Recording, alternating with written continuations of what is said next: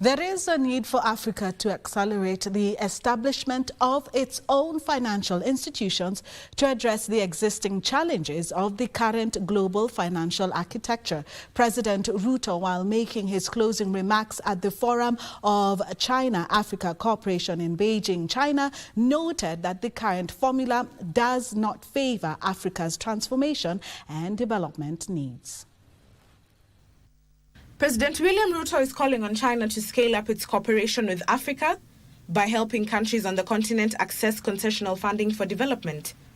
The president asked China to rally various stakeholders to double their contributions to multilateral development banks, such as the International Development Association of the World Bank, that offers developing countries low-interest concessional financing. To urgently collaborate in championing a fair international financial system that enables Africa and other countries in the global south to benefit from available resources and opportunities. China, as a friend of Africa, should rally the rest of the shareholders to double their contributions to the multilateral development facilities like IDA 21, Africa Development Bank's replenishment program, as well as IMF's special drawing rights, to enable more African countries access concessional funding to support economies that are heavily affected. The president asked China to support Africa's call for reforms on the international financial system that was unjust to many countries in the global south, including Africa. The second critical area requiring China's close collaboration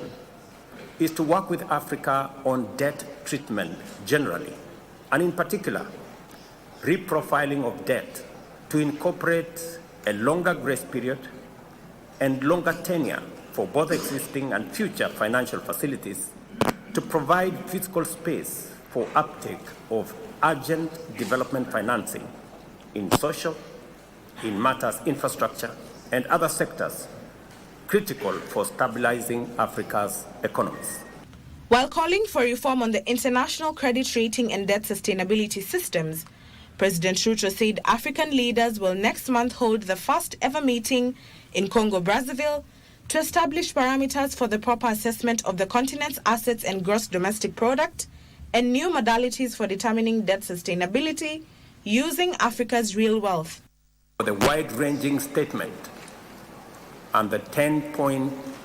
partnership action plan that encompasses China's support for Africa to access concessional resources and credit facilities, and for opening up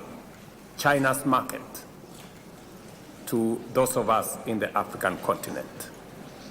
Chinese President Xi Jinping announced a 10-point partnership action plan for Africa over the next 3 years that involves modernization of industrialization,